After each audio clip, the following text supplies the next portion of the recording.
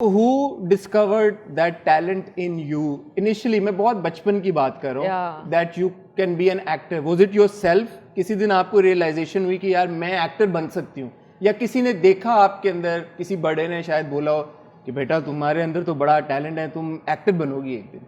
हाँ, ये तो मुझे लोग बोलते थे, लाइक मेरी फैमिली में भी, और वो इस वजह से क्योंकि मुझे खुद भी बहुत ज़्यादा शौक था एक्टिंग करने का. यू नो, हम सब सारी लड़कियां इससे बहुत ज़्यादा रिलेट करेंगी कि अपनी टीचर की एक्टिंग करना, वैसा बिहेव करना. हाँ, लेकिन लड़कियों का इसलिए मैं कह रही हूँ कि मेहंदी में सबसे आगे रहना, कि यू नो फंक्शन है हया, सो वो था मेरे अंदर. तो वो मेरी फैमिली हमेशा कहती थी कि ये कोई मॉडल या आर्टिस्ट ही बनेगी, हमें तो ऐसा लगता है. अपने लिए कपड़े खुद ही बना लेना, दुपट्टों से उसे डिज़ाइन कर लेना, you know.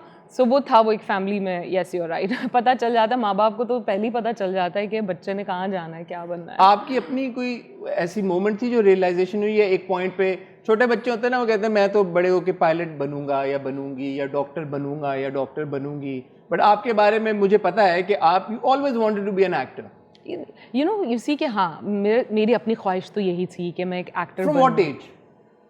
I don't know, maybe 11. अच्छा. I think, I don't know, I am not sure. क्योंकि जब ड्रामाज सारी फैमिली जब बैठ के साथ देखती है तो आपको होता है ना कि अट्रैक्ट कर रहा होता है कि वाओ कितना अच्छा काम किया है, और यू नो, सो या. Initially that first like step कि मुझे अब असल में एक्टर बनना है, एक तो है ना सोचना. मैंने भी बहुत सोचा हुआ कि मैं एक्टर बनूंगा. अब बन गया एक्टर? नहीं बना ना मैं. क्यों? व्हाई? बस नहीं बन सका, नहीं मिले मुझे वो अपॉर्चुनिटीज, मौके नहीं मिले. और बहुत ये भी एक्टिंग है जो आप अभी इस वक्त कर रहे हैं, isn't it? ये नहीं, ये तो this is my true self. Neelam, really? हाँ, मैं ऐसे ही हूँ. ओके. शो के एंड में पता चलेगा. पता चल जाए इंशाल्लाह. मैं ऐसे ही हूँ. मैं मतलब आपको क्या लग रहा है मैं बनावटी हूँ? आई मीन, अगर मुझे कोई कहे कि यू नो के शो होस्ट करना है, तो होता है ना कैमरे का एक होता है, कैमरे you know, का. या true. When you started out that first step, what was that first? आपने क्या किया कि भाई मुझे एक्टर बनना है? आपने क्या किया? आई थिंक मैं इस मामले में बहुत लकी रही हूँ क्योंकि मेरे स्कूल में ऑडिशंस हुए थे. कैंडी का ऐड था. नाइस. सो उसके लिए बहुत सारे बच्चे यू नो चाहिए थे उस ऐड में. सो प्रिंसिपल ने इजाज़त ली, घर से इजाज़त मिल गई, और फिर मैं स्टूडियो चली गई बहुत सारे बच्चों के साथ अपनी स्कूल के. और वहाँ पे ऑडिशन? नहीं, कोई ऑडिशन ही नहीं हुआ. हम तो क्या कहते हैं, सपोर्टर्स थे ना, मतलब बैक पे थे. तो वो जो मेन जो बच्चे थे वो पहले से सिलेक्ट होते हैं, आपको पता है, तो उनके हुए होंगे ऑडिशंस. सो हुआ कुछ ऐसा कि वो जो उस वक्त जो बच्ची उस ऐड के लिए सिलेक्टेड थी, वो उससे वो शॉट हो नहीं रहा था. तो वहाँ पे जो क्लाइंट्स थे जो कि प्रोडक्ट के लिए जिस ऐड को बनवाने के लिए आए थे, तो उन्होंने फिर कहा कि हमें इस बच्ची से करवाना, मतलब मेरा बोला.